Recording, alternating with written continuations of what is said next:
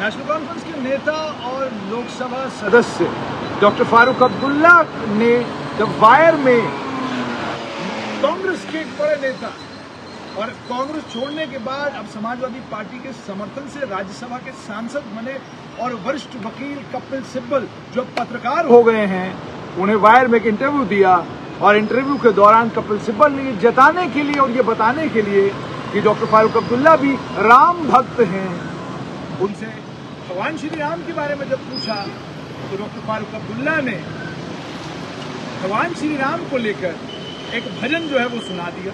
और कमाल की बात तो ये है कि डॉक्टर फारूक अब्दुल्ला ने भजन के लगभग आधे से ज्यादा भजन तो उन्हें जबानी याद था, मुझे लगता है पूरा ही भजन उनको अच्छे से याद होगा। लेकिन शाम को एक और तस्वीर आई, उमर अब्दुल्ला ने एक और तस्वीर ट्विटर के ऊपर वायरल की। ख्वाजा मोइनुद्दीन चिश्ती अजमेरी रहमतुल्लाह अलैह के दरबार में डॉक्टर फारूक अब्दुल्ला और उनके बेटे उमर अब्दुल्ला की हाजिरी, यानी हम सभी धर्मों को साथ लेकर चलने वाले हैं, अपने धर्म का पालन करते हैं, सभी धर्मों का आदर सम्मान करते हैं।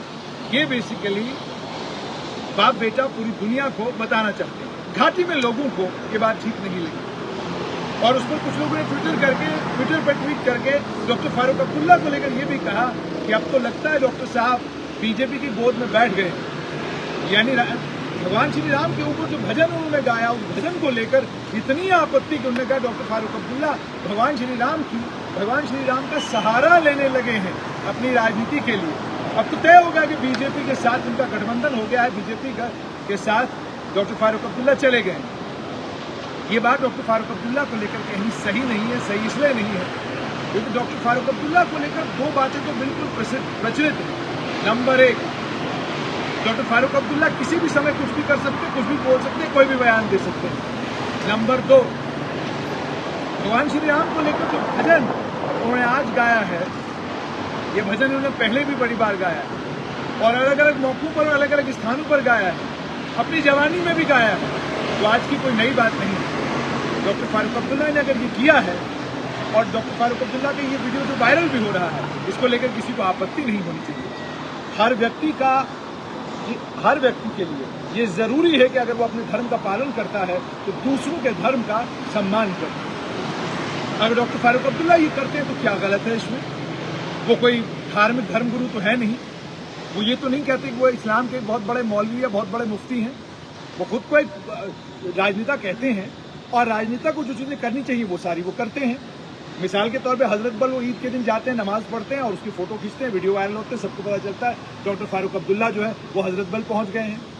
डॉक्टर फारूक अब्दुल्ला लोगों को कहते हैं कि इस्लाम पर चलने की ज़रूरत है, अल्लाह को याद करने की ज़रूरत है, 5 वक्त की नमाज पढ़ने की ज़रूरत है और अल्लाह से दुआएं मांगने की ज़रूरत है, क्योंकि बड़े बुरे दौर से हम लोग गुजर रहे हैं। ये भी डॉक्टर फारूक अब्दुल्ला करते हैं।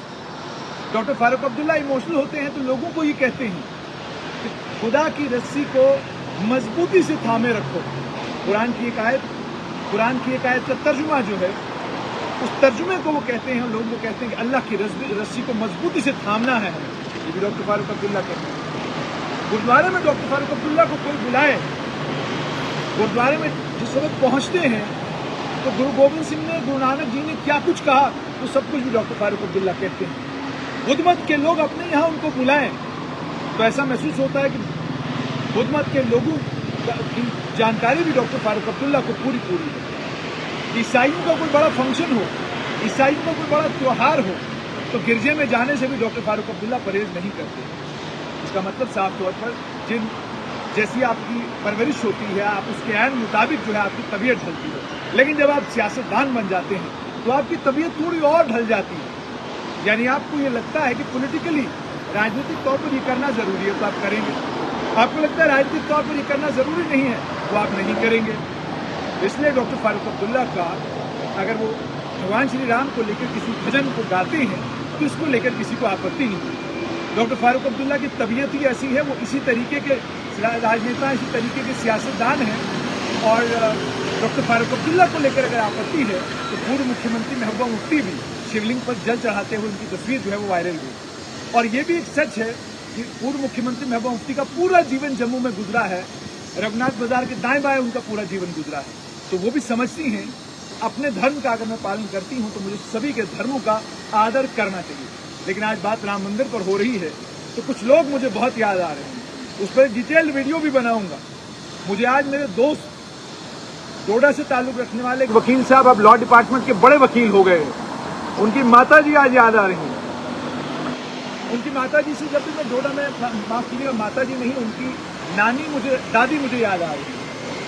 उनकी दादी से जब मैं मुलाकात करने के लिए उनके घर जाता, बुजुर्ग थी वो, बड़ा प्यार करती थी, मिठाई खिलाती, अपने यहाँ बिठाती, लेकिन राम राम करती रहती, लेकिन लिखती रहती थी राम राम राम राम राम राम। तो मैं बड़ी बार उनको पूछता था ये क्या कर रहे हो आप, कापियां भर दी आपने।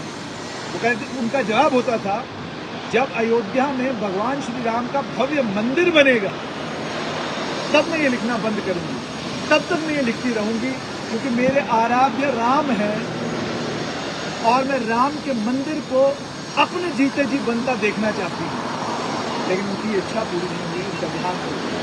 उसके बाद मेरे एक और दोस्त हैं, तो गांधीनगर में उनकी बहुत बड़ी दुकान थी, गोल्डन एज वाले सुभाष महाजन जी।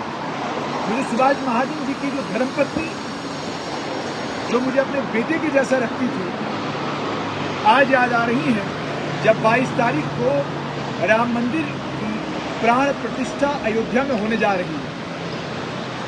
मुझे आज इसलिए याद आ रही है कि उन्होंने भी एक कापी रखी थी, इस पर राम राम राम राम राम राम लिख रही थी। कापियां भर दी उन्होंने, लाखों बार राम राम लिख रही थी और आज तक लिख रही है। जब उनसे कभी जाके मैं पूछता, और ये भी मानिएगा बहुत प्यार करने वाली, मेरे धर्म के कारण मुझसे कोई घृणा रखने वाली या मेरे धर्म के कारण मुझसे कोई नफरत रखने वाली कोई बात उनके अंदर नहीं। इतना प्रेम और इतना प्यार, इतना स्नेह कि मेरे खाने का ख्याल रखना, मेरे चाय का ख्याल रखना, मैं जाऊं तो सब चीजें सामने रख देना। लेकिन एक बात जरूर कहना, अपने जीवन काल में अयोध्या में राम मंदिर बनते देखना चाहती हूँ। अपने जीवन काल में मैं देखना चाहती हूँ कि राम मंदिर बन गया। और ऐसी कई मिसालें, चौक चबूतरा में एक घर था जिस घर में मैं पढ़ाने के लिए जाया करता था, टीचर था, और वहाँ एक बुजुर्ग थी, वो दादी थी उन बच्चों की जिनको मैं पढ़ाने जाता था। वो भी मुझे बात याद आती है, वो भी राम राम राम राम लिखती थी और जपती भी रहती थी। और एक बार जब बात हुई तो उन्होंने भी यही कहा, अपने जीवन काल में देखना चाहती हूँ। तो इसलिए अयोध्या में जो राम मंदिर बनने जा रहा है उसके साथ करोड़ों अरबों लोगों की आस्थाएं जुड़ी हुई हैं, और करोड़ों अरबों लोगों ने और क्या कुछ किया है वो भी स्ट्रेट लाइन के माध्यम से आपको जरूर पहुंचाएंगे। उसकी वजह ये है, आप अपने धर्म का पालन करें, आप अपने मजहब को मुकम्मल तौर पर मानते हैं और आप अपने मजहब पर चलते हैं, लेकिन दूसरों के धर्म का आदर करना, सम्मान करना। और आप ये भी जानते हैं कि अल्लामा इकबाल ने भगवान श्री राम को इमाम हिंद कहा। उन्होंने कहा ये हिंदुस्तान के लोगों के इमाम हैं, ये हिंदुस्तान के लोगों के लीडर हैं, रहनुमा हैं। यानी हिंदुस्तान के लोगों की सोच क्या होगी, उनके काम करने का तरीका क्या होगा, उनकी जीवन शैली कैसी होगी, वो किस तरह की सरकार चलाएंगे, वो किस तरह के राजा होंगे, राजा होकर वो क्या कुछ करेंगे, राजा की फौज क्या कुछ करेगी, राजा की फौज के लिए क्या नियम होंगे। ये सारा कुछ भगवान श्री राम का जब आप पूरा जीवन पढ़ते हैं तो वहाँ से आपको बहुत कुछ सीखने को मिलता है। तो इसीलिए अल्लामा इकबाल ने उन्हें इमाम हिंद कहा था। और अगर हम इस्लाम की बात करें तो इस्लाम भी ये मानता है कि अल्लाह ने अलग अलग कौमों के ऊपर पैगंबर भेजे, अपनी किताब लेकर के जाओ, इन्हें बताओ मेरे बारे में, इनको बताओ खुदा कौन है, क्या है। तो अगर ये मानना है, अगर ये सोच है, तो फिर मुझे लगता है कि राम मंदिर की जो प्राण प्रतिष्ठा हो रही है 22 तारीख को, मुझे लगता है कि लंबे समय से जो विवाद चलता आ रहा था इससे खत्म हो जाएगा। और इस विवाद के खत्म होने के बाद कोशिश सरकारों की ये हो कि समुदायों के बीच में प्रेम बढ़े, दोस्ती बढ़े, और ये जो धर्म के नाम पर जो कुछ देश में देखने को मिलता है ये मुझे और आपको देखने को न मिले। कारण उसका ये है, देश को अगर आगे बढ़ना है तो धर्म देश को आगे बढ़ाने का काम करने चाहिए, ना कि देश को पीछे।